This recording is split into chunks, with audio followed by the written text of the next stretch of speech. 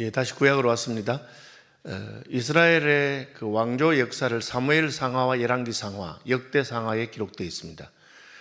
쉽게 여러분 이해하시려면 사무엘 상은 사울 왕의 이야기, 사무엘 하는 다윗 왕의 이야기, 열왕기 상부터는 솔로몬 왕부터 시작되고 열왕기 하까지 이스라엘 왕조가 끝날 때까지입니다. 역대 상하는 사무엘 상하와 열왕기 상하를 약간 다른 관점에서 반복해서 말하는 것이라고 생각하시면 됩니다. 쉽게 보세요. 사울왕, 다윗왕, 사무엘상, 사무엘하. 열왕기상은 솔로몬 왕부터 시작하는 이스라엘의 왕조의 역사를 기록하고 있습니다. 다윗왕이 이제 나이가 많아서 열왕기상이니까 그 왕위를 이제 물려줄 무렵에 있었던 이야기입니다. 오늘 본문에 보니까 다윗왕이 늙어서 이불을 덮어도 따뜻하지 아니하다. 참 세월의 무상함을 보여주는 겁니다. 다윗왕은 한때 용사였고 그는 겁나는 것이 없는 그런 사람이었습니다. 전장을 누비던 장군이었습니다. 그는 음악을 사랑하는 로맨티스트였고 시인이었습니다. 그러나 그도 나이가 드니까 이제는 이불을 덮어도 따뜻하지 않다. 왜 그럴까요? 몸이 식었다는 거죠. 몸이 식으니까 이불을 덮어도 예전같이 따뜻하지 않습니다. 어린아이들은 이불 덮어도 자꾸 발로 찹니다. 왜? 몸이 뜨거우니까 그렇게 되는 거죠. 저도 결혼할 때는 집사람하고 손을 딱 잡으면 제 손이 펄펄 끓는다고 했는데 이제는 집사람하고 손 잡으면 집사람 손이 따뜻합니다. 제가 식었다는 거겠죠. 어쨌든 세월은 어찌할 수가 없습니다. 하나님께서는 인생의 나이가 들면 몸이 약해지는 것을 통해서 천국 갈 준비하라고, 마음의 준비를 하라고 하는 겁니다. 70이 되고 80이 되어도 20대 청춘처럼 그렇게 펄펄 뛴다면 이 세상이 다 좋은 것처럼 생각하고 미련이 더 남아있겠죠. 그런데 왕이니까 시종들이 이제 궁녀를 하나 드렸습니다. 이 궁녀가 아비사이라는데 왕을 위하여 젊은 처녀 하나를 구하여 그로 왕을 받들어 모시게 하여 왕의 품에 누워 우리 주 왕으로 따뜻하게 하시라이다. 사람 난로죠, 사람 난로. 그죠? 그래서 그렇게 하려고 했습니다. 왕이니까 왕은 수치가 없다 합니다. 군자불치라. 임금에게는 부끄러운 게 없다. 임금은 뭐든지 하고 싶은 대로 한다. 그렇게 되어 있습니다. 다윗왕은 여자 문제로 한번 하나님 앞에 벌을 받은 적도 있고 집안에 어려움이 있습니다.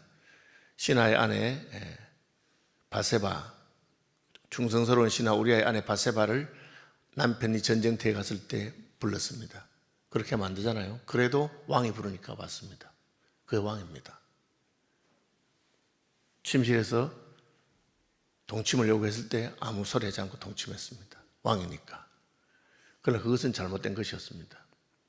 남편이 있는 여자였고 충성스러운 신하의 부인이니까. 그것 때문에 다윗은 크게 벌을 받았습니다. 그때 아이 하나가 죽었고요. 그리고 자기의 아들 중에 압살롬이라고 하는 아주 아리따고 잘생기고 한 아들이 반역을 일으키고 그리고 백주의 후궁들과 동침했습니다. 자기 아내들을 아들에게 뺏겼죠. 다윗은 선지자 나단의 책망을 듣고 크게 회개했고 그리고 벌을 받고 왕궁에서 쫓겨나고 거의 폐위될 뻔한 일이 있었습니다. 다윗은 이 사건을 통해서 회개하고 자기의 잘못을 뼈저리게 깨닫고 그가 얼마나 울었는지 내 눈물이 내 침상을 띄운다고 그렇게 표현했습니다. 과장법이죠. 눈 많이 울어서 침대가 둥둥 물에 뜰 정도로 울었다고 그렇게. 하나님께서는 다윗을 용서하셨고 다윗은 허물이 있음에도 불구하고 여전히 하나님의 사랑을 받은 사람이 되었습니다. 그래서 다윗은 과거에 자기가 욕망을 따라서 살다가 어떻게 된 걸 알고 있습니다. 나이가 들었는데 몸이 식어서 신하들이 방금 아비삭이라고 하는 여자를 뽑아서 주는데 이것은 잘못이 아닙니다. 그 고대의 풍습에 따르면 왕은 궁녀 혹은 후궁을 더 드릴 수 있습니다. 처녀지요. 무슨 남의 유부녀가 아닙니다. 그랬는데도 놀랍게도 다윗은 이렇게 말합니다. 이 처녀는 심히 아름다워 그가 왕을 받들어 시중 들었으나 왕이 잠자리는 같이 하지 아니하였다. 그러니까 신하들이 뽑아왔으니까 그냥 궁녀로 받았습니다. 그러나 데리고 자지는 않았습니다. 이게 이제 다윗 왕의 마지막 그 인생의 마지막을 보여주는데 다윗 왕이 맑아진 것이죠. 그도 젊을 때는 육체의 욕망이 있었고 남자들이 뭐 지팡이만 짚을 힘만 있으면 여자를 밝힌다 그런 말도 하잖아요. 그런데도 불구하고 다윗은 이건 뭐 그냥 취해도 문제가 되는 것도 아닙니다. 그러나 그렇게 하지 않았습니다. 그냥 그래 신하들이 뽑아서 나한테 갖다 바쳤으니까 시중도 들고 넌 또 왕의 후궁으로서 그냥 그 권리는 누리지만 내가 잠자리는 같이 하지 않겠다. 이제는 그런 나이는 아니다. 내가 그렇게 합니다. 이게 이제 다윗이 그 종말이 어떻게 변해갔느냐를 보여주는 겁니다. 한 사람의 일생에 선택을 여러 번 할 수 있습니다. 한때 다윗은 잘못된 선택을 하기도 하고 위대한 선택을 하기도 했습니다. 그가 골리앗과 싸운 것은 위대한 선택이었습니다. 소년 시절에. 그러나 바세바를 데리고 와서 자고 그 남편을 죽인 것은 너무나 잘못된 선택이었습니다. 그 선택을 통해서 다윗은 많이 배웠고 이제 늙어서 그야말로 몸이 식고 그럴 때가 됐을 때는 더 이상 정욕에 휘말리지 않는 맑은 사람이 되었습니다. 여러분 나이가 들면 그렇게 돼야 됩니다. 어떤 사람들은 나이가 들어도 여전히 욕망의 노예가 되어서 그냥 욕심을 따라서 탐욕과 정욕과 명예욕과 노욕에 휘둘리는 수가 있습니다. 다윗은 이런 면에서 우리에게 좋은 본이 됩니다. 그 다음 부분은 아도니아입니다. 다윗의 아들들이 쭉 있는데 왕이 되고 했으니까 왕비도 많죠. 다윗의 큰아들은 암논이었습니다. 그는 자기 이복 여동생 다말을 사랑했습니다. 그래서 어찌할 줄 모르고 있는데 나쁜 친구가 걱정할 거 뭐 있냐고 왕자 아닙니까? 당신이 지금 황태자입니다. 그냥 데려와서 살아라.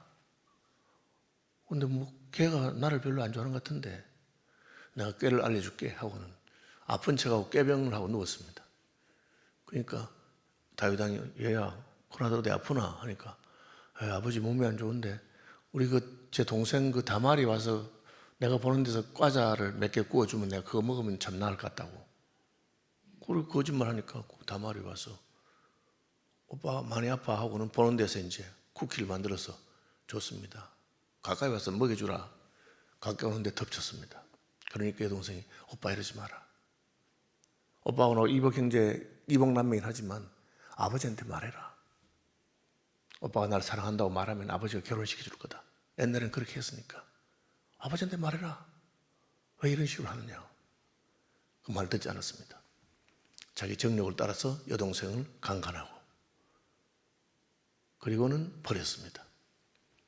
여동생이 울면서 오빠 나를 강간한 것도 죄지만 나하고 자고 나를 버린 것은 더 큰 죄다. 오빠 그렇게 하면 안 돼요. 그런데 그렇게 했습니다. 이게 이제 진정한 사랑이 아니고 욕망을 풀었다는 걸 알 수 있습니다. 진정한 사랑은 가까이 하면 할수록 더 좋아집니다. 그 욕망은 남자가 욕망을 해소하고 나면 싫어집니다. 그러니까 남자들이 창녀하고 잔 다음에 2번, 3번 보러 가지 않습니다. 사랑이 아니기 때문에 그렇죠. 끝나면 버립니다. 오빠가 나를 창녀 취급하는구나. 근데 이 다말의 친오빠가 압살롬입니다. 압살롬이 딱 벼르고 있다가 여동생이 오는 거 보고 다말아 조금만 참아라. 내가 복수해 줄게. 하고는 힘을 빌려가지고 죽여버립니다. 자기 이복형. 그리고는 쿠데타를 일으킵니다. 압살롬은 셋째 왕자였습니다. 다윗이 쫓겨났습니다. 쿠데타 성공해서. 그러나 하나님께서 불쌍히 여기셔서 다시 압살롬은 죽게 되고 그때 요압이 공을 세웠습니다. 그러니까 큰아들 죽고 셋째 아들 죽고 둘째 아들이 있었는데 다니엘이라고 합니다. 둘째 아들은 성경에 이름이 안 나옵니다. 아주 지혜로운 여인 아비가일의 아들인데 그냥 둘째 아들이 있다고 그러면 안 나와요. 그래서 일찍 죽었거나 아니면 그 어머니가 아주 지혜로운 여자이기 때문에 너는 절대로 왕자들의 난에 개입하지 마라. 왕은 하나님이 세우는 건데 그냥 너는 내가 남편 잘못 만나서 남편 죽고 다윗 왕에게 다시 제쳐 나발의 아내잖아요. 왔는데 하나님 은혜만 사모해라. 그래서 조용히 지냈다. 일찍 죽었다 뭐 말이 있는데 다니엘 얘기 없습니다. 그러니까 첫째 암논, 둘째 다니엘, 셋째 압살롬 다 갔어요. 넷째가 아도니아입니다. 자기 차례거든. 형들 다 갔으니까 이제 내가 왕이 될 차례다. 그렇게 생각할 수 있죠. 그렇게 장남부터 나오는 건데 우리 압살롬이나 암논은 아주 잘생기고 똑똑한 왕자였는데 뭐 그 형들이 있을 때는 자기 가만히 있었는데 다 죽었으니까. 그리고는 세력을 모읍니다. 누구 세력을 모읍니까? 군부의 실력자 요압입니다. 요압은 진짜 공신이고 실력 있는 사람입니다. 근데 요압이 보니까 위에 왕자 3명이 다 떨어져 나갔고 네 번째 아도니아인데 아도니아하고 붙으면 될 거 같거든. 어차피 왕 될 건데 내가 1등 공신이 돼야 되겠다. 여러분 다윗은 요압에게 섭섭한 것이 많아서 죽이고 싶었습니다. 그래도 못 죽였습니다. 왜? 공이 많기 때문에. 그리고 군부의 실력자입니다. 함부로 못 건드리는 거죠. 사울왕의 그 아들하고 다윗이 왕국을 통일할 때 요압이 왕의 말 듣지 않고 자기 동생을 해친 그 사울왕의 아들의 그 장군을 죽이는 일이 있습니다. 그러니까 아도니아가 딱 보니까 형세 판단이 딱 되는 거야. 군부에는 누구 손을 잡아야 되겠다. 여러분 정권이 바뀌고 할 때 되면 줄 서는 거 알잖아요. 그죠? 줄 섭니다. 오늘날 같은 21세기도 보면 지금 뭐 군대 장성들도 국회의원들도 무슨 법관들도 다 줄을 서는 거 아닌가 뭐 이런 느낌이 들 때가 있거든요. 그러니까 요압을 잘 잡았습니다. 그리고 제사장. 그때는 정치와 종교가 연결되던 시대입니다. 제사장 중에서 유력한 사람들을 딱 잡았습니다. 그거 나오죠. 그죠? 스루야의 아들 요압과 제사장 아비아달과 모이었습니다. 그들이 따르고 도왔다. 그러니까 이 아도니아는 야망도 있고 그리고 머리도 좋아서 세력을 잘 모았습니다. 그리고는 그냥 무혈 쿠데타처럼 자기들끼리 모여서 내가 이제 왕이 되겠다. 아버지 나이 많고 힘도 없고 한데 이런 식으로 계획을 다 세웠습니다. 결과적으로 말하면 실패했습니다. 왜 실패했을까요? 그는 하나님을 무시했습니다. 이스라엘의 왕은 하나님이 세우는 거죠. 하나님이 숨어있던 사울왕을 왕으로 세우고 들판에 양치기 하던 다윗을 왕으로 세웠습니다. 그런데 그걸 몰랐습니다. 자기가 왕이 되고 싶으면 하나님께 잘 보여야 된다는 걸 몰랐습니다. 두 번째는 아버지를 무시했습니다. 다윗 왕이 늙어서 나이가 많지만 그러나 하나님이 사랑하는 왕입니다. 그리고 아직 그는 왕의 자리에 있습니다. 그런데 우리 영감 늙어서 무슨 힘을 쓰겠나 하고는 자기 아버지를 무시합니다. 그 다음에 결정적으로 선지자를 무시했습니다. 왕과 제사장과 선지자가 하나님이 세운 세 직분입니다. 그는 제사장 중에 일부의 지지를 받았습니다.